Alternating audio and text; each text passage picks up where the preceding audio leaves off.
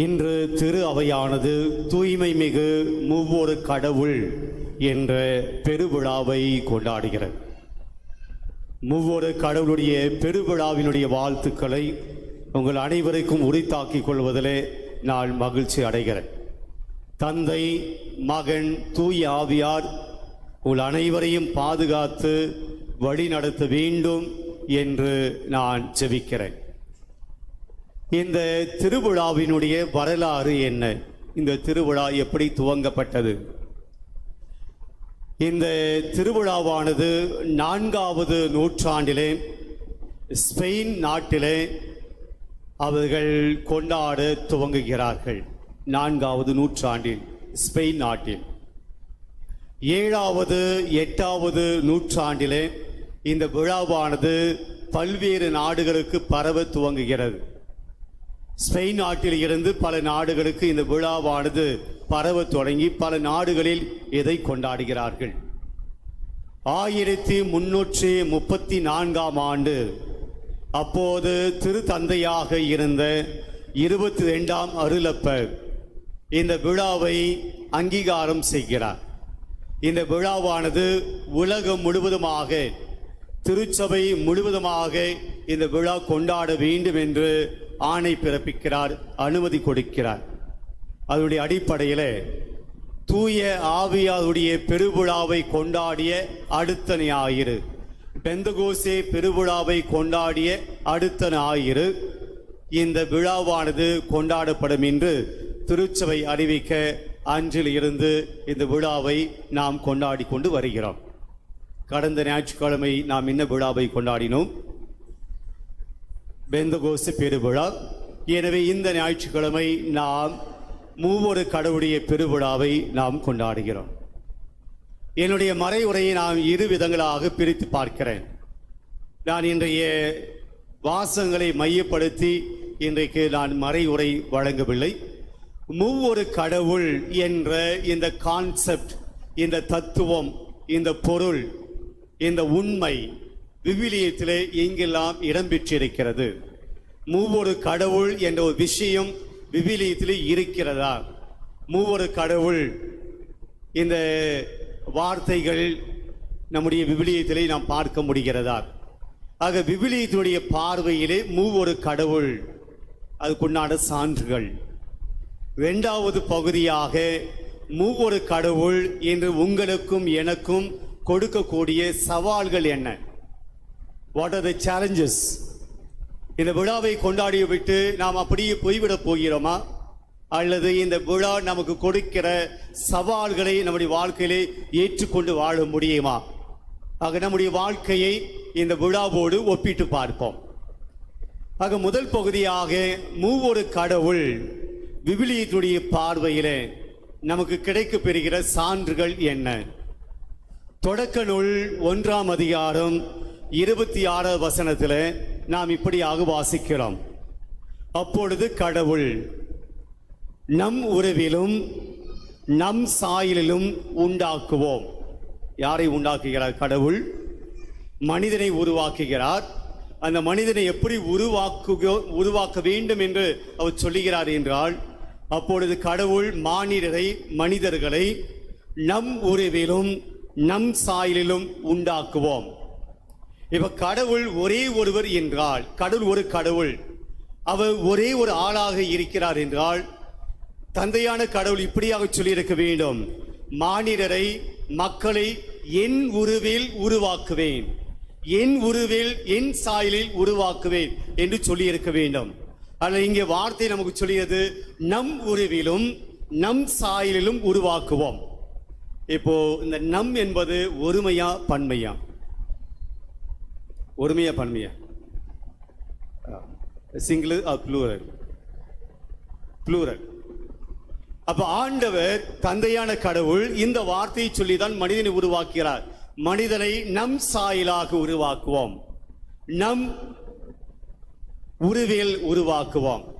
அப்ப இங்கே 3 ஆட்களாக இருக்கிறார்கள். கடவுள் 3 ஆட்களாக, தந்தையான கடவுள் மட்டும்தானே இருந்தார், தூய ஆவி இல்லையே, இயேசு இல்லையே, இங்கே 3 ஆட்கள் இருக்கிறார்கள் என்ற கேள்வி நமக்கு வருகிறது.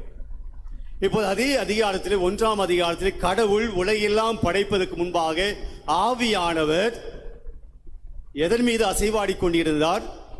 நீர்த்திரள் மீது அசைவாடி கொண்டிருந்தார். ஆக உலகம் படைப்பதற்கு முன்பாக தூய ஆவியானவர் நீர்த்திரள் மீது அசைவாடி கொண்டிருக்கிறார். தந்தையான கடவுள் நம் உருவில் மனிதனை படைப்போம், நம் சாயலில் மனிதனை படைப்போம் என்று சொல்லுகிறார். இப்போ 2 பேர் இருக்கிறாங்க. யார் இருக்கான்? தந்தையான கடவுள் இருக்கிறார், நீர்த்திரள் மீது தூய ஆவியானவர் அசைந்து ஆடிக்கொண்டிருக்கிறார். ஆனால் இயேசு இல்லை, 2வது ஆளான இயேசு இல்லை. அப்ப அங்கே 2 பேர் தானே இருக்கிறாங்க, 3 பேர் இல்லையே. இப்போது யோவான் நற்செய்தியை நாம் பார்க்கிறோம். யோவான் நற்செய்தி 1ஆம் அதிகாரத்தில் இயேசுவை இப்படியாக யோவான் நற்செய்தியாளர் அறிமுகம் செய்து வைக்கிறார். தொடக்கத்திலே வாக்கு இருந்தது, அந்த வாக்கு கடவுளாய் இருந்தது, அந்த வாக்கு கடவுளோடு இருந்தது. இப்போ யோவான் நற்செய்தியாளர் இந்த வாக்கு என்பதை யாரை ஒப்பிடுகிறார்? யாரை சொல்லுகிறார்? யாரை சொல்றாரு? இயேசுவை சொல்லுகிறார். 2வது ஆளான இயேசுவை சொல்லுகிறார். அப்ப தொடக்கத்திலே தந்தையான கடவுள் நம் சாயலாக நம் உருவிலே மனிதனை படைப்போம் என்று தந்தையான கடவுள் அங்கே இருக்கிறார். நீர்த்திரள் மீது தூய ஆவியானவர் அசைந்தாண்டு கொண்டிருக்கிறார். இயேசு வார்த்தையாக இருக்கிறார்.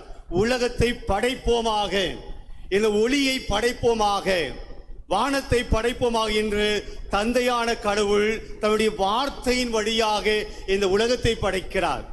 அந்த வார்த்தை தொடக்கத்திலே இருந்தது, அந்த வார்த்தை தான் கடவுளாய் இருந்தது, அந்த வார்த்தை தான் மகனாக இருந்தது. அதனால யோவான் நற்செய்தியில் சொல்கிறார், தொடக்கத்திலேயே வாக்கு இருந்தது, அந்த வாக்கு கடவுளாய் இருந்தது. அந்த வாக்கு யார்? வார்த்தை சுத்தம். வார்த்தை மனுவானார். யார் மனுவாக வந்தது? இயேசு மனுவானார். அப்ப உலகம் படைக்கிற போது தந்தையான கடவுள் இருக்கிறார், தூய ஆவியானவர் இருக்கிறார், வார்த்தை இருக்கிறது. அந்த வார்த்தை தான் இயேசு. மூவொரு கடவுள் தொடக்கத்திலே இருக்கிறார். அதனால் தான் தந்தையான கடவுள் சொல்கிறார், மனிதர்களை நம் உருவில் படைப்போம், என் உருவில் அல்ல, உன் உருவில் அல்ல, நம் உருவில், தந்தை மகன் தூய ஆவியானுடைய உருவிலே நாம் சாயலிலே நாம் படைக்கப்பட்டிருக்கிறோம்.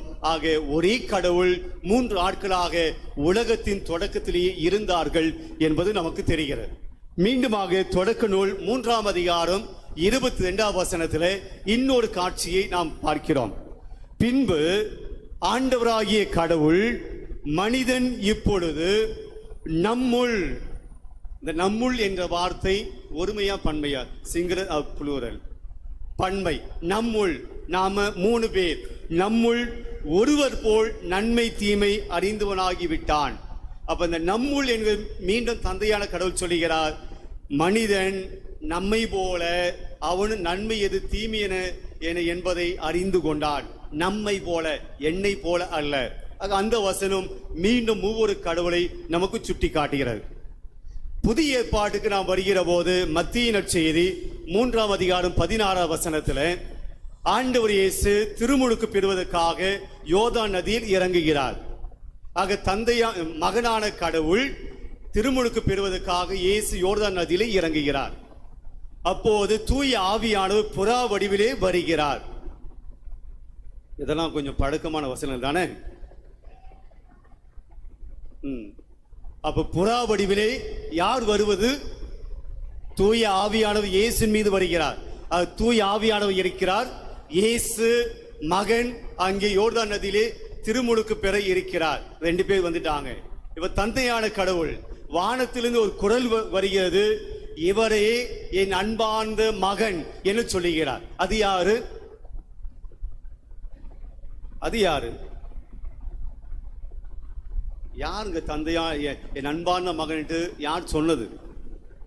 கடவுள். அப்ப தந்தை இவரை என் அன்பான மகன் என சொல்லுகிறார். தூய் ஆவியானவர் இயேசுவின் மீது வருகிறார். இயேசு திருமுழுக்கு பெறுகிறார். ஆக தந்தை மகன் தூய் ஆவியானவர் 3 பேரும் அந்த யோர்தான் நதியிலே, 3 பேரும் அந்த இடத்திலே இருப்பதை பார்க்கிறோம். இயேசு திருமுழுக்கு பெறுகிறார், ஆனால் 3 பேரும் அந்த இடத்திலே இருக்கிறார். தந்தையான கடவுள் இவர்தான் என் பையன், இவர்தான் என்னுடைய மகன் என்று சொல்லுகிறார். ஆவியானவர் இயேசுவின் மீது இறங்குகிறார், இயேசு அங்கே இருக்கிறார். மூவொரு கடவுளை நாம் அங்கே பார்க்கிறோம். மத்தேயு நற்செய்தி 28ஆம் அதிகாரம் 19ஆம் வசனத்திலே நாம் பார்க்கிறோம். இயேசுவே இதை உறுதி செய்கிறார். தந்தையான கடவுளையும் தூய ஆவியாரையும் தன்னையும் உறுதி செய்கிறார்.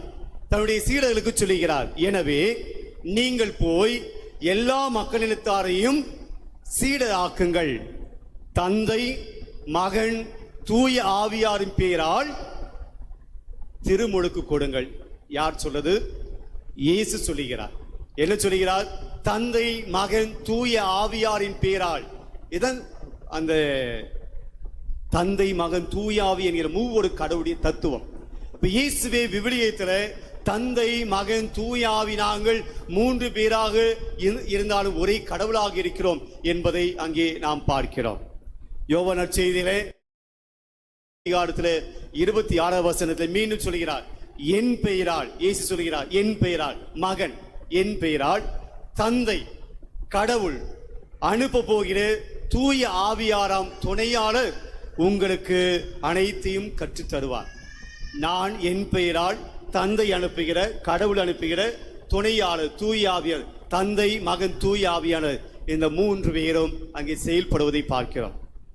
யோவான் நற்செய்தி 15:26 வசனத்திலே தந்தையிடமிருந்து, அதாவது கடவுள் தந்தையிடமிருந்து நான் உங்களுக்கு அனுப்ப போகிற இயேசு, நான் உங்களுக்கு அனுப்ப போகிற துணையாளர் உங்களுக்கு துணையாய் இருப்பார். இது போல நிறைய வசனங்களை நாம் பார்க்கிறோம். ஆக விவிலியத்திலே மூவொரு இறைவனை பற்றி நாம் பார்க்கக்கூடிய வசனங்கள்.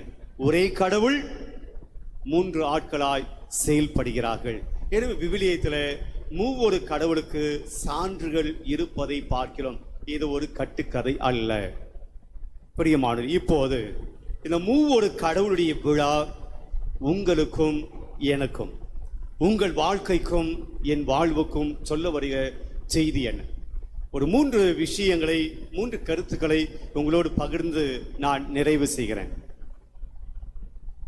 இந்த உலகத்திலே உண்மை என்று ஒன்று இருக்கிறது, ட்ரூத், உண்மை ஒன்று இருக்கிறது. இந்த உண்மை என்பது யார் கொடுத்தது? இந்த உண்மை என்பதை யார் கொடுத்தது? நாம் பார்க்கக்கூடிய இந்த காலகட்டத்தில் 2 விதமான உண்மைகளை பார்க்கிறோம். ஒன்று, மனிதன் உண்மை என சொல்லுவதை உண்மை என ஏற்றுக்கொள்கிறோம். இது சரி, இது உண்மை என்று மனிதர்கள் சில உண்மையை சொல்லுகிறார்கள். இறைவன் கடவுள் சில உண்மைகளை தந்திருக்கிறார். 2 விதமான உண்மைகள் இருக்கிறது உலகத்தில். மனிதன் எதையெல்லாம் உண்மை என சொல்லுகிறானோ அதை நாம் நம்பிக்கொண்டிருக்கிறோம். அதே போல கடவுள் சில உண்மைகளை தந்திருக்கிறார். இறைவன் சில உண்மைகளை நமக்கு தந்திருக்கிறார். ஆக மனிதன் கண்டுபிடிக்கிற உண்மைகள், இறைவன் தந்திருக்கிற உண்மைகள், 2மே நாம் வாழ்ந்து கொண்டிருக்கிறோம். பிரியமானவர்களே, இந்த தந்தை மகன் தூய ஆவியார் 3 ஆட்களாகவும் ஒரே கடவுளாகவும் இருக்கிறார் என்ற இந்த உண்மையை யார் கொடுத்தது? புரியல, கவனிச்சா புரியும். தந்தை மகன் தூய ஆவியார் என்கிற 3 ஆட்கள் ஒரே கடவுள், இது ஒரு உண்மை. இது யார் கொடுத்தது? மனிதன் கொடுத்தான, இறைவன் கொடுத்திருக்கிறார்? யார் கண்டுபிடிப்பு இது? தந்தை மகன் தூய ஆவி என்கின்ற இந்த உண்மையை நீங்களும் நானும் கண்டுபிடிச்ச உண்மையா, இறைவன் கொடுத்த உண்மையா? இறைவன் கொடுத்த உண்மை. இது மனிதன் கண்டுபிடித்த உண்மை அல்ல. ஒரே கடவுள் 3 ஆட்கள் என்பது மனிதனுடைய கண்டுபிடிப்பு அல்ல. இது இறைவன் வெளிப்படுத்திய உண்மை. கடவுளே, நான் ஒரே கடவுள் 3 ஆட்களாக இருக்கிறேன் என்று இறைவன் வெளிப்படுத்தி இருக்கிறார். அதை தான் நான் எவ்வளவு நேரம் சொன்னேன். விவிலியத்தினுடைய அடிப்படையில் விவிலியத்திலே மூவொரு கடவுள் இருக்கிறார், சான்றுகள் இருக்கின்றன என்பது எவ்வளவு நான் அதை தான் சொல்லிக் கொண்டிருந்தேன். எனவே மூவொரு கடவுள் என்கிற இந்த சத்தியம், இந்த உண்மை, இது மனிதனுடைய கண்டுபிடிப்பு அல்ல, மாறாக இறைவன் கண்டுபிடித்த கொடுத்த உண்மை, சத்தியம். இதைத்தான் நாம் நம்புகிறோம். ஆக தி ட்ரினிட்டி என்கின்ற இந்த உண்மை, மூவொரு கடவுள் என்கிற உண்மை, கடவுளே தன்னை பற்றி வெளிப்படுத்திய உண்மை. நாங்கள் எப்படி இருக்கிறோம், எப்படி செயல்படுகிறோம் என்று தங்களை பற்றி கொடுத்த உண்மை. இது உலகத்தை பற்றிய உண்மை அல்ல. உலகத்தில் இருக்கக்கூடிய பல காரியங்களை பற்றி உண்மை அல்ல, மனிதர்களை பற்றி உண்மை அல்ல, மனிதன் கொடுத்த உண்மை அல்ல, இது இறைவன் தன்னை பற்றி கொடுத்த உண்மை. இதை நாம் நம்புகிறோம்.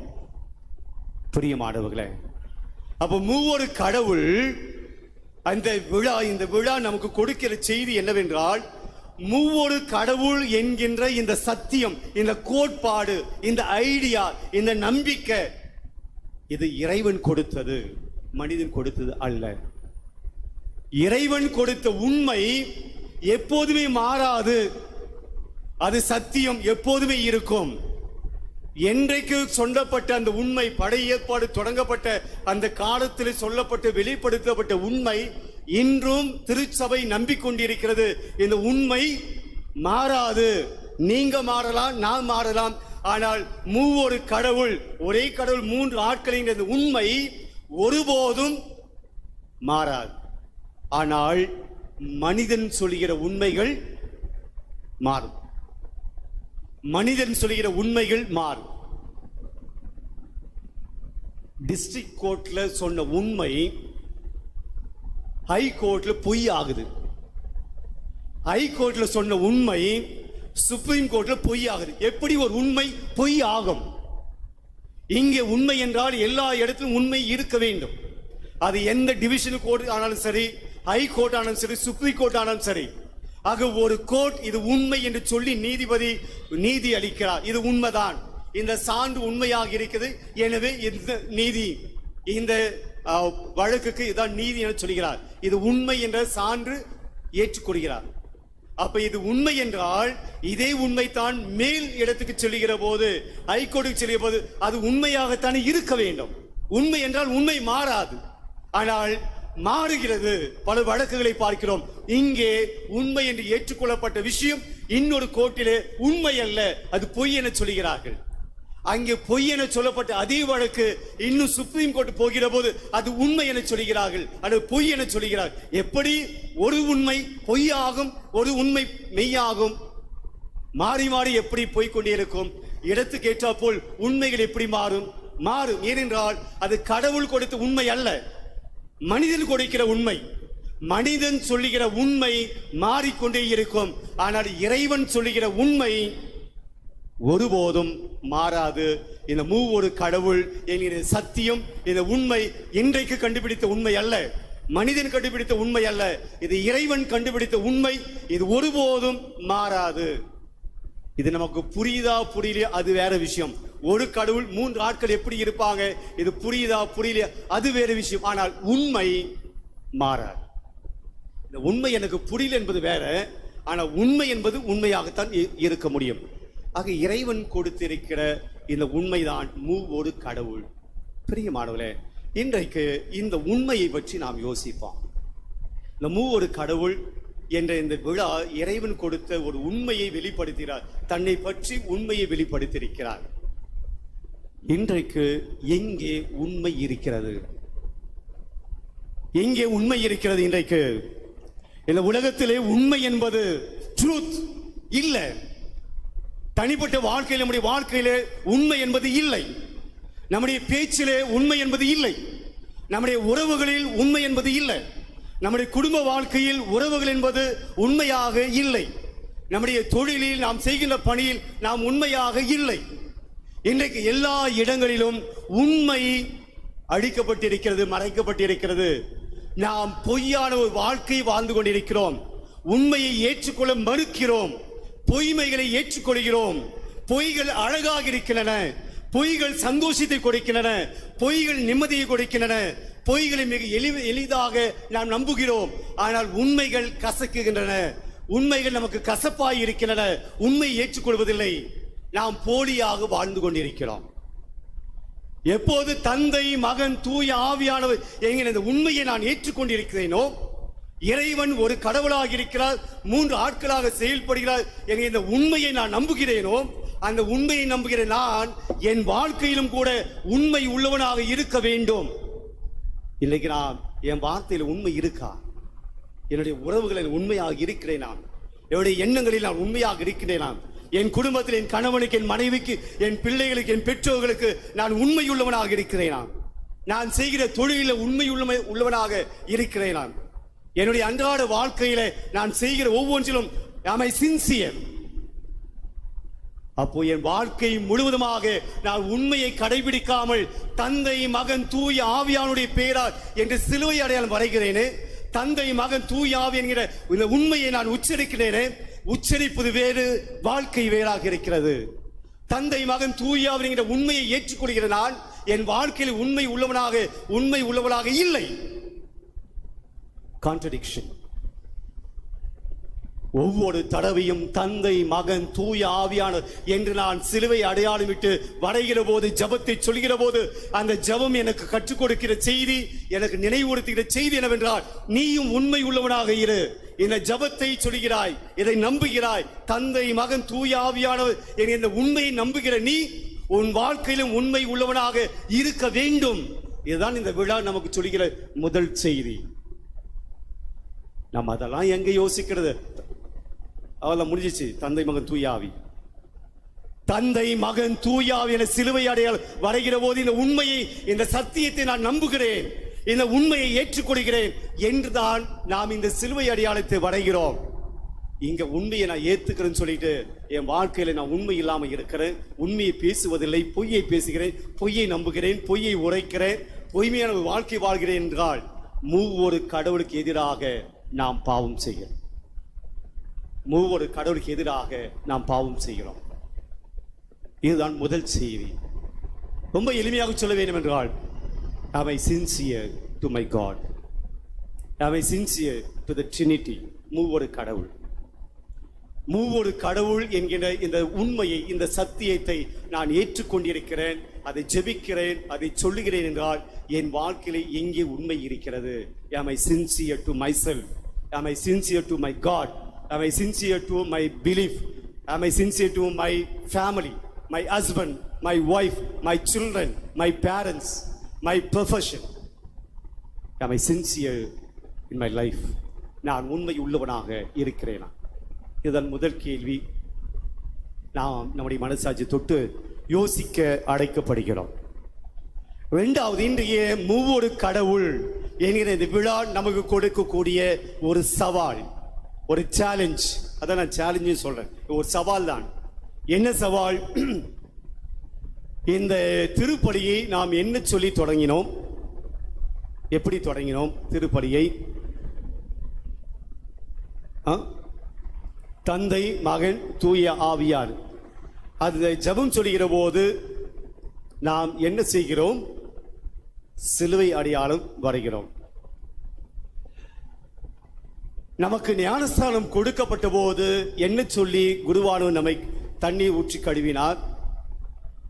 தந்தை மகன் தூய ஆவியின் பெயரால் நான் உன்னை கழுவுகிறேன். அந்த திருத்தைலம் நம் மீது தடவப்படுகிற போது அந்த குருவானவர் நம்முடைய நெற்றியிலே, நம்முடைய தலையில, உச்சந்தலையிலே நமக்கு அந்த ஆயில், அந்த கிறிஸ்மாயில் தடவிக்கிற போது என்ன சும்மா அப்படியே தடவிட்டார், சோப் போடுற போல என்ன அடையாளம் இட்டார்? சிலுவை அடையாளம். நீங்கள் குடும்ப ஜெபம் செய்கிற போது என்ன சொல்லி ஜெபிக்கிறீர்கள்? நாங்கள் பண்ணாதானே ஜெபிச்சாதானே. குடும்ப ஜெபம் செய்கிற போது நாம் எப்படி ஜெபிக்கிறோம்? அதே மந்திரம், அதே தாரக மந்திரம், தந்தை மகன் தூய ஆவி. ஒவ்வொரு ஜெபம் சொல்கிற போது, நாம் துவங்குகிற போது மூவொரு கடவுளை அழைக்கிறோம். ஜெபம் முடிக்கிற போதும் மூவொரு தந்தைக்கும் மகனுக்கும் தூய ஆவிக்கும் ஆட்சி உண்டாவதாக என முடிக்கிறோம். ஜெபம் தொடங்குவது தூய ஆவியை அழைத்து, ஜெபம் முடிப்பது தூய ஆவியாரை அழைத்து. திருப்பலி துவங்குகிற போது தூய ஆவியாருடைய பெயரை நாம் அழைக்கிறோம். திருப்பலி முடிகிற போது தூய ஆவியாருடைய பெயரை முடிக்கிறோம். வாழ்க்கையினுடைய தொடக்கமாக திருமுழுக்கு தந்தை மகன் தூய ஆவியுடைய பெயரால் கொடுக்கப்படுகிறது. கல்லறைக்கு செல்லுகிற போது தந்தை மகன் தூய ஆவியுடைய பெயரால் தான் அடக்கமும் செய்யப்படுகிறது. மனிதனுடைய தொடக்கமும் மனிதனுடைய முடிவும் மூவொரு கடவுளே இருக்கிறது. தந்தை மகன் தூய ஆவி நம்முடைய அடையாளம். சினிமாவிலே இந்த சிலுவை போட்ட உடனே எல்லோருக்கும் புரிகிறது அவன் யார்? கிறிஸ்தவன். அவன் கொள்ளைக்காரனாக இருந்தாலும் சரி, கதாநாயகனாக இருந்தாலும் சரி, சிலுவை அடையாளம் வரைந்தால் கிறிஸ்தவன். எப்படி அவனை எளிதாக சொல்லிவிட முடிகிறது அவன் கிறிஸ்தவன் என்று சொல்லி? அவன் சொல்லவே, நான் கிறிஸ்தவன் சொல்லலை, எந்த டயலாகும் கிடையாது. சிலுவை அடையாளம் வரைகிறான், உடனடியாக உலகம் முழுவதும் தெரிந்து விடுகிறது. கிறிஸ்தவர் மட்டுமல்ல, எல்லாருமே மதத்தை நம்பாதவர்கள் கூட உடனடியாக புரிந்து கொள்கிறார்கள், இவன் கிறிஸ்தவன். எப்படி? அதன் அடையாளம். இந்த சிலுவை அடையாளம் வரைவது அதை எதை சொல்லுகிறோம்? நாம் தந்தை, மகன், தூய ஆவியானவர் என்கிற மூவொரு கடவுளை அழைத்துத்தான் சிலுவை அடையாளம் வரைகிறோம். The Holy Trinity is our identity. அது நம்முடைய அடையாளம். மூவொரு கடவுள் என்பது ஒவ்வொரு கிறிஸ்தவனுடைய அடையாளம். இது சாதாரண ஒரு சின்ன ஜபம் கிடையாது, சும்மா ஏதோ சைன் பண்ணிட்டு போறது கிடையாது. இது மூவொரு கடவுள் என்பது இது நம்முடைய அடையாளம். நாம் கிறிஸ்தவன் என்பதனுடைய அடையாளம். நான் இயேசுவை ஏற்றுக்கொண்டிருக்கிறேன் என்பதனுடைய அடையாளம். இயேசுவை நம்புகிறேன் என்பதனுடைய அடையாளம் தான் இந்த தந்தை, மகன், தூயாவி என்று சொல்கிற இந்த ஜெபம் சிலுவை அடையாளம். இது நம்முடைய அடையாளமாக இருக்கிறது.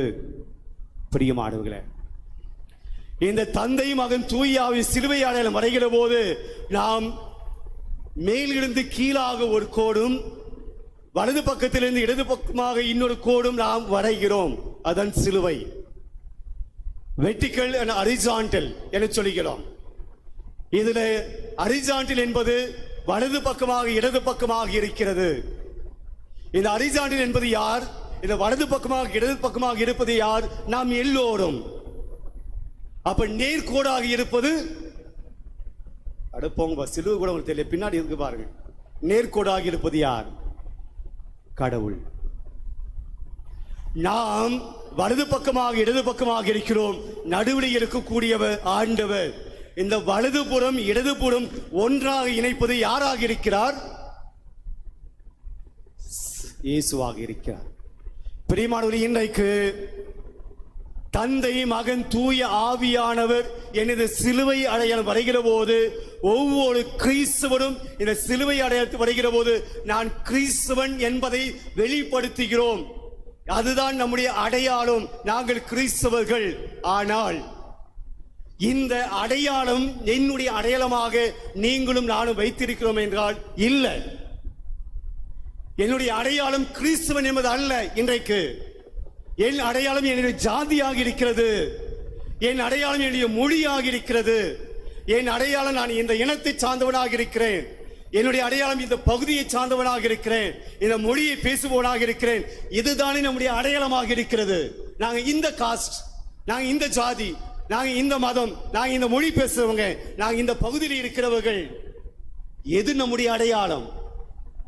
ஒரு கிறிஸ்தவனுக்கு எது அடையாளமாக இருக்க வேண்டும்? தந்தை, மகன், தூய ஆவியானவர்.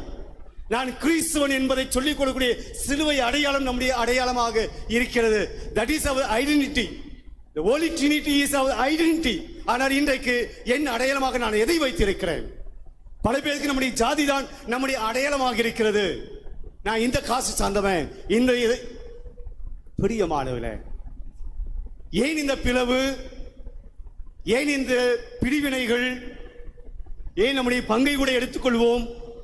நான் இந்த அன்பியம், நான் இந்த அன்பியம், நான் இந்த பக்த சபை, நான் இது, நான் அது, பிரிந்து கிடைக்கிறோமே. இதெல்லாம் செயல்பாட்டுக்கு உதவியாக இருக்க வேண்டும். ஆனால் ஒரே அன்பியத்தில் நாம் பிரிந்து கிடைக்கிறோம். ஏன் ஒரே குடும்பத்திலே கூட பிரிந்து கிடைக்கிறோம். எது நம்முடைய அடையாளம்? நாம் யாரை சார்ந்தவர்களாக இருக்கிறோம்? பிரியமானவர்களே, நடுவில் இருக்கக்கூடிய கோடு ஆண்டவர் இயேசு. இந்த ரெண்டுத்தையும் இணைப்பவராக இருக்கிறார். இந்த இயேசு நம்முடைய வாழ்க்கையில இல்லை அப்படின்னா, இயேசு என்னை இணைக்கிறவராக இல்லை என்றால் நாம் பிரிந்து கிடப்போம். அங்கே சிலுவை வராது, தந்தை, மகன், தூய ஆவியானவர் என்கிற அடையாளம் வராது.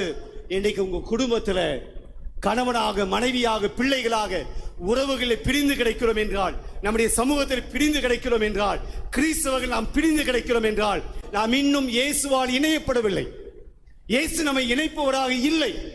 இயேசுவோடு நாம் இல்லாததான் பிரச்சனைகள். எப்போது நாம் இயேசுவோடு இணைந்திருக்கிறோமோ, இயேசுவோடு ஐக்கியமாக இருக்கிறோமோ, அங்கே சிலுவை மட்டுமே இருக்கும். அது கிறிஸ்தவத்தினுடைய அடையாளமாக மட்டுமே இருக்கும்.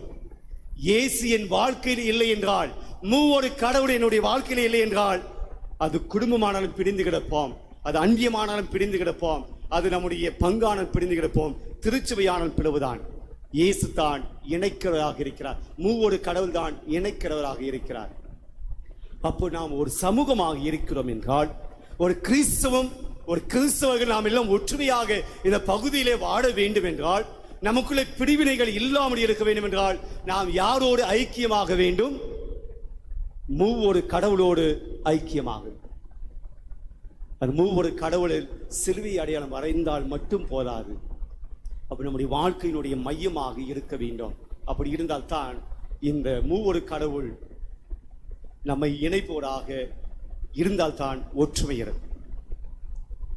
இன்னைக்கு நமக்குள்ள பிளவுகள் எல்லாம் இருப்பது காரணம், இந்த மூவொரு கடவுள் என் வாழ்க்கையில சென்டராக இல்லை. Is not my centre. அதுதான் எல்லா பிரிவினைகளுக்கும் காரணம்.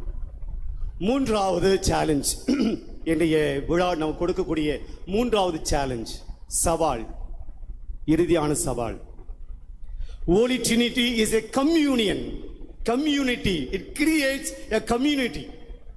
மூவொரு கடவுள் ஒரு குடும்பமாக இருக்கிறார்கள், ஒரு குழுவாக இருக்கிறார்கள். தந்தை, மகன், தூயாவி 3 பேர் ஆனால் ஒன்றாக இருக்கிறார்கள். The communion, 3 பேர் ஆனால் ஒன்றாக இருக்கிறார்கள். The Holy Trinity brings a communion. அது ஒற்றுமை ஏற்படுத்தக்கூடியதாக இருக்கிறது. எங்கே கம்யூனியன் இருக்கிறதோ அங்கே அன்பு இருக்கும். அதனால் தான் நாம் நற்கருணையை என்ன சொல்கிறோம் ஆங்கிலத்தில்? கம்யூனியன். நற்கருணையை நாம் பெயர் சொல்வது கம்யூனியன், கமிங் டுகெதர். இந்த நற்கருணை தான் நம்ம எல்லோரையும் இங்க ஒன்றாக சேர்க்கிறது. Coming together, communion. அது எங்கே கம்யூனியன் இருக்கிறதோ அங்கே அன்பு இருக்கிறது. அப்ப மூன்று ஆட்கள் ஒரே கடவுள். தந்தை மகனிடம் சண்டை போடுவதில்லை, மகன் தூய ஆவியாரிடம் சண்டை போடுவதில்லை, தூய ஆவியானவர் தந்தையான கடவுளிடம் சண்டை போடுவதில்லை. அவர்களுக்குள்ளே வேற்றுமை கிடையாது, பிரிவினை கிடையாது, ஒற்றுமை மட்டுமே இருக்கிறது, அன்பு மட்டுமே இருக்கிறது. தந்தை, மகன், தூய ஆவியானவர் அன்பால் இணைக்கப்பட்டிருக்கிறார்கள். அவர்கள் அன்பை பரிமாறிக் கொள்கிறார்கள். The Holy Trinity makes a new community.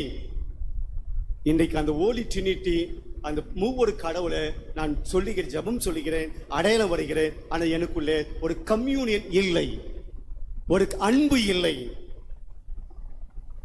மூவொரு கடவுள் நமக்கு மீண்டும் சொல்லுகிற செய்தி, இந்த உண்மையை நம்புகிறவர்கள் குடும்பமாக வாழ அழைக்கப்படுகிறார்கள், ஒருவரை அன்பு செய்ய அழைக்கப்படுகிறார்கள். நாம் எல்லோரும் ஒரு குடும்பமாக வாழ வேண்டும் என்று அழைக்கப்படுகிறோம். 3 உண்மைகள். ஒன்று, மூவொரு கடவுள் நமக்கு சொல்லிக் கொடுக்கிற செய்தி, நாங்கள் உண்மையாக இருக்கிறோம். தந்தை, மகன், தூயாவி என்கிற இந்த உண்மையை நாங்கள் உங்களுக்கு சொல்லி இருக்கிறோம். We are 3 but in 1.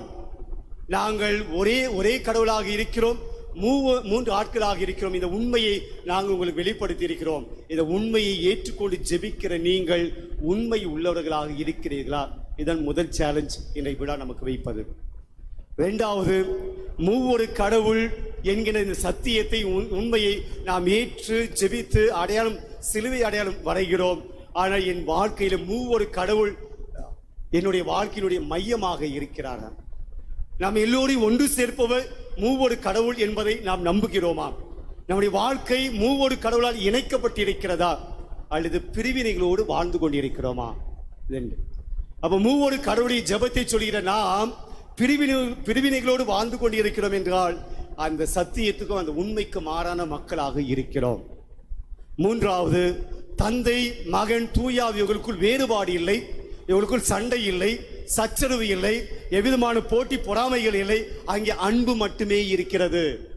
அப்ப இந்த மூவொரு கடவுளை வழிபடுகிற, வணங்குகிற, ஏற்றுக்கொள்கிற, இந்த சத்தியத்தை நம்புகிற நான் என்னோடு இருக்கிறவர்களை ஒரு குடும்பமாக பார்க்க முடிகிறதா? ஒரு குடும்பமாக ஏற்றுக்கொள்ள முடிகிறதா? அல்லது பல்வேறு காரணங்களால் நான் பிளவுபட்டு இருக்கிறேனா? இதுதான் இந்த விழா நமக்கு கொடுக்கிற ஒரு சேலஞ்ச். எனக்கு மூவொரு கடவுளிடம் ஜெபிப்போம்.